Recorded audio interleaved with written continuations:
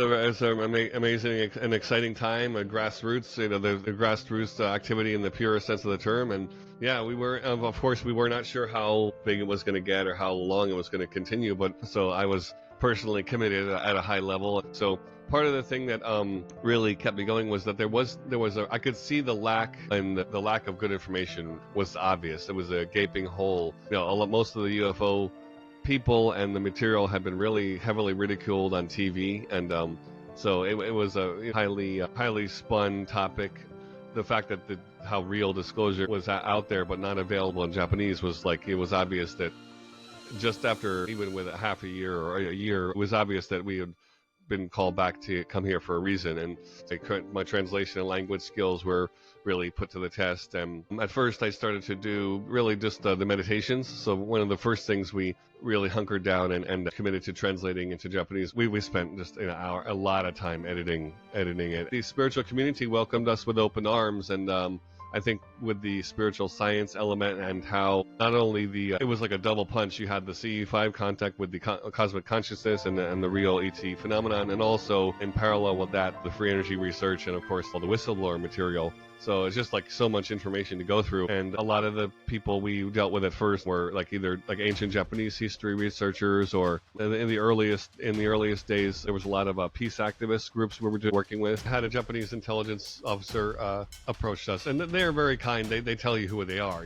I had an intuitive hit, and then he gave me his card. They're not they're very different from the US. Yeah, but and then he was really interested in on a personal level. So he ended up having contact too. So it's like just being a role model for everyone. We have no bias. 2020 here in Japan, amazing time, and we didn't let up. During that time, we didn't let up with any of the restrictions or anything. So we had empty trains and empty hotels. So it was even easier to do contact than before. And the big thing for us was that we went as far as to, in the, like you said, the empty cities, and it's a very different story now in Tokyo with all the tourists back. It's in record high numbers here.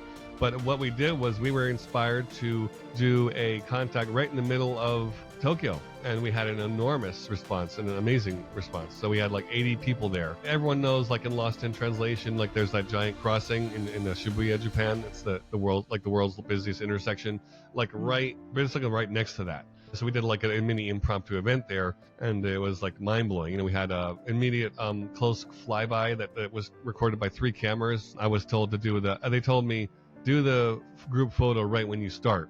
And as we were all posing there, this white object flew right over our heads and it went down like a piece of falling paper, and then made a straight line up. It shot right out and up. It was within just a few meters of the group, and everyone saw it. So that was huge celebration. And then later at the end, we had a major lights in the sky demonstration, lights in the cloud with these searchlight type of illuminations were moving very erratically and anomalously in the sky over Tokyo.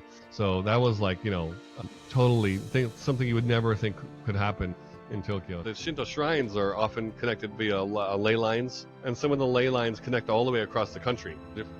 We often have what they call Jobutsu, which is the raising of the spirits to a higher dimension, and they also gather. So many people in the field with us are psychic or some sort of intuitives. They feel oftentimes we've had the ancient Jomon spirits with us, or some sort of a lot of monks, of course, people that have been on the spiritual path before us, monks and spiritual aesthetics, like Shugendo, what they call it, the people who train in the forest, so monks who train in the forest, and esoteric Buddhist monks and stuff.